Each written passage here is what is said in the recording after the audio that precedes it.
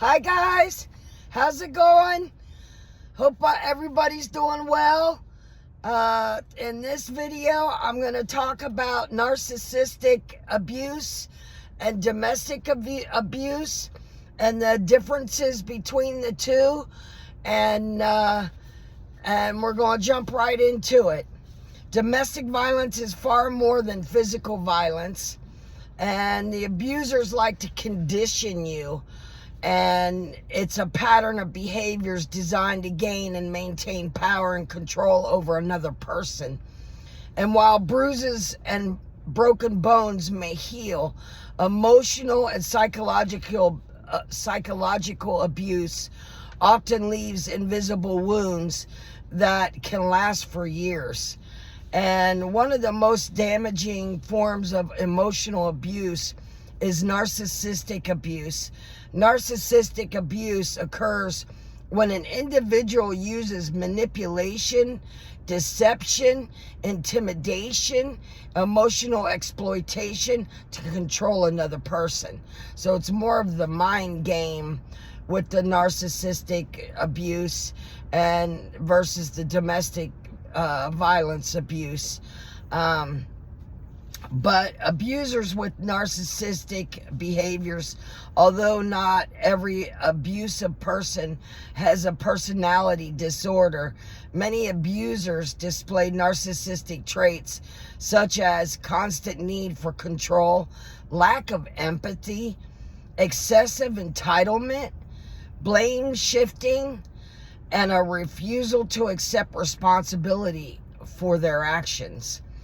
And what happens over time to victims is their confidence and independence and sense of identity are slowly eroded.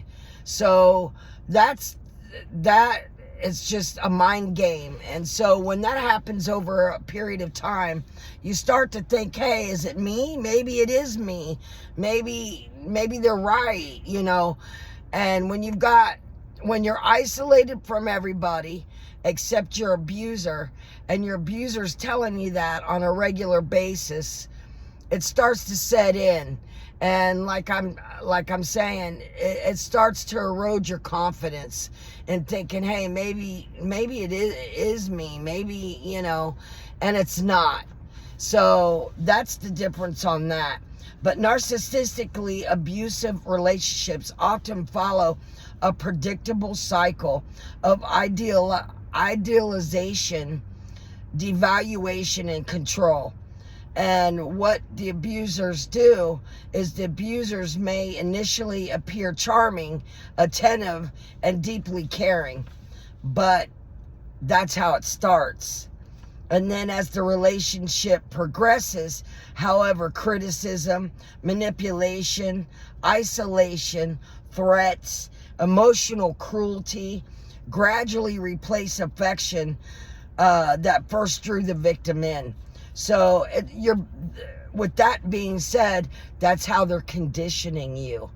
So your mindset is starting to be conditioned to the way the narcissistic abuse and the abuser is doing to you. So it's a mindset thing that they're doing on a regular basis. And that's not good. That's not good. And no one deserves that. No one deserves that kind of abuse. You know, whether you're, you know, and like I said, narcissistic abuse is more of the mind abuse, you know, making you think something's your fault that really isn't. And more coercion, manipulation, you know, emotional cruelty is what I look at it as. But victims' mindset over time, one of the reasons narcissistic abuse is so difficult to recognize is that it happens gradually. And the victims often question their own judgment. And that's where it starts setting in, that mindset where they've convinced you that maybe it is you, or they've convinced you that it is your fault. This is why this is happening. And believing they are somehow responsible for the problems in the relationship. And like I said, that's not you guys. That, you know, that's narcissistic.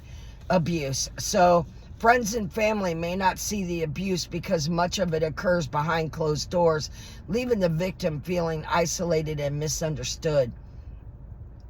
So victims frequently remain in these relationships not because they are weak, but because they have been psychologically conditioned through repeated manipulation, fear, confusion, hope, and emotional dependency. So that's the victim's mindset now moving forward in a narcissistic abuse.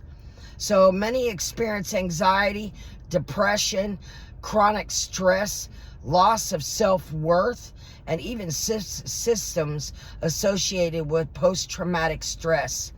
So to breaking the cycle, I have a video that's out, Breaking the Cycle, How to Finally Live Without Fear. It identifies some of the traits of abuse, and then how you can go about reconditioning your mind and building healthier relationships. But recovering often involves rebuilding confidence, rediscovering one's identity, and learning to recognize healthy relationship patterns. And education is one of the most powerful tools in breaking the cycle of abuse. When survivors understand the tactics used against them, they often realize they were never the cause of the abuse. And you're not. It's them that's doing it to you. And please know that. But it's very difficult over time when somebody's constantly drilling things into your head that it's you, when it's not. You start to wonder, maybe it is me. You know, it's just a mind game. But there is hope. You can recondition your mind back to a more healthier pattern. So, there is hope for that. But the longer you go, the more difficult and more timely it becomes. So knowledge replaces confusion with clarity, and guilt with trust, and fear with hope. So the knowledge of knowing the signs and how you can go about reconditioning your mind back to a healthier way, it clears up the confusion, and the guilt you might be feeling becomes truth, and the fear with hope. So in the following video with narcissistic abuse, I'm going to outline there are four major abusive relationships patterns, and one of them's gaslighting, love bombing, trauma bonding, and coercive control. So I'm going to, in another video, I'm going to outline that and be clear with you so you have an understanding of what each one of those entail and how you can spot the signs. So, but understand that these behaviors can help survivors recognize warning signs, protect themselves, support others experiencing abuse, and take meaningful steps towards healing, freedom, and lasting recovery. And that's what I'm here to do. I'm here to bring light to those topics and those warning signs, and how you can go about healing from those warning signs that you may be experiencing. And just please know, it's not you, it's them. And please know you're loved. I'm here if you need me. And I just thank you so much for taking the time to view my video. And if you like this content, please like and subscribe so that my content can get out to other victims or survivors who've experienced this and haven't yet reconditioned their mindset back to a more healthier way. So with that said, I hope you all have a wonderful day. I thank you so much for joining me today, and God bless.